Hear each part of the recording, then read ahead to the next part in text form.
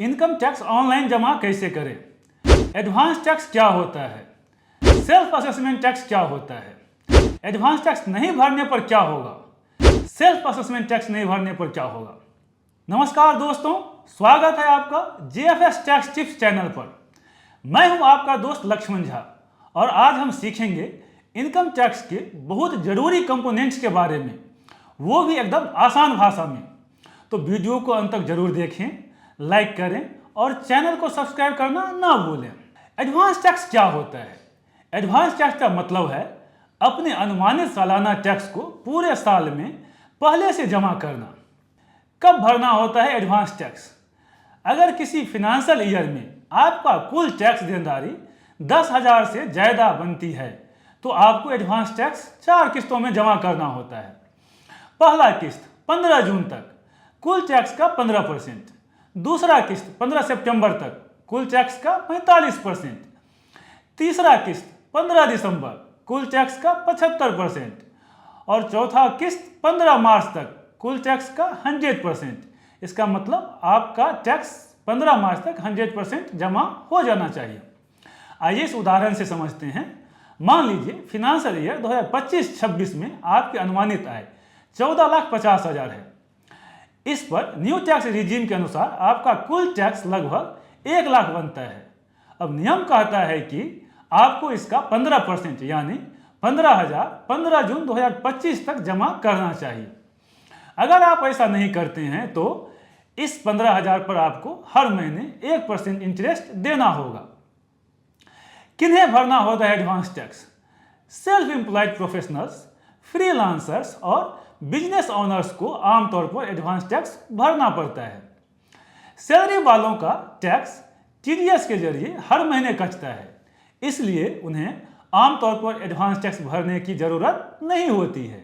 लेकिन अगर सैलरी के अलावा कोई और इनकम है, जैसे रेंट से कमाई, कैपिटल गेन, बैंक इंटरेस्ट, तो ऐसी स्थिति में उन्हें भी अनुमानित टैक्स कैलकुलेट करके एडवांस टैक्स भरना चाहिए। एडवांस टैक्स नहीं भरा तो क्या होगा? देर से या कम राशि भरने पर आपको इंटरेस्ट देनी पड़ सकती है। इसलिए यह जरूरी है कि आप समय रहते अपनी आय का अनुमान लगाकर एडवांस टैक्स समय पर जमा करें। फिनेंशियल ईयर 2025-26 के लिए जो टैक्स आप 1 अप्रैल 2025 से 31 मार्च 2026 तक जमा करेंगे वो एडवांस टैक्स माना जाएगा। सेल्फ असेसमेंट टैक्स क्या होता है? सेल्फ असेसमेंट टैक्स का मतलब है आखिरी में खुद से टैक्स कैलकुलेट करके जो बकाया टैक्स बचता है उसे जमा करना।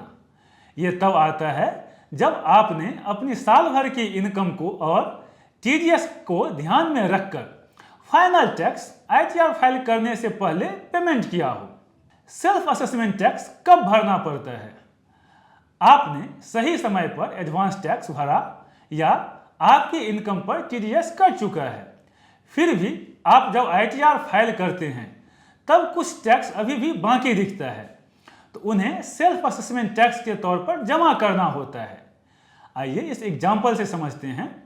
मान लीजिए फिनेंशियल ईयर 2024-25 में आपकी टोटल इनकम था 12 लाख रुपया। इस पर कुल टैक्स बनता है 78,000। पूरे साल में आपके ऊपर TDS कट चुका है 65,000 रुपया। अब जब आप ITR भरने बैठते हैं तो देखेंगे कि 13,000 का टैक्स अभी भी बाकी है। यही 13,000 आपको सेल्फ असेसमेंट टैक्स के रूप में जमा करना पड़ेगा।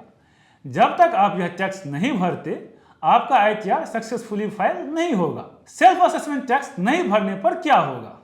अगर सेल्फ असेसमेंट टैक्स नहीं जमा किया तो ITR इनकम्प्लीट मानी जाएगी और अगर आपने देरी की तो उस बकाया टैक्स पर आपको इंटरेस्ट भी लग सकती है। इसे और आसान भाषा में समझते हैं कि एडवांस टैक्स वो होता है जो आप अपने इनकम पर जमा करते हैं उसी साल जिस साल आपका इनकम होता है। और सेल्फ असेसमेंट टैक्स क्या होता है? वो ऐसा टैक्स होता है जो आप जिस साल आपका इनकम होता है उसके अगले साल जमा करते हैं। जैसे अभी फिनेंशियल ईयर 2025-26 चल रहा है, इसमें जो आपका इनकम होगा उस पर जो आप टैक्स जमा करेंगे अभी उसको हम एडवांस टैक्स मानेंगे। और जो फिनेंशियल ईयर निकल गया है 2024-25 ठीक है, उस पर जो हम टैक्स जमा करेंगे अभी, उसको हम सेल्फ असेसमेंट टैक्स कहेंगे। अगर वीडियो आपकी मददगार लगा हो तो इसे लाइक करें, अपने दोस्तों के साथ शेयर करें और चैनल को सब्सक्राइब करना ना भूलें। धन्यवाद, आपका दिन शुभ हो।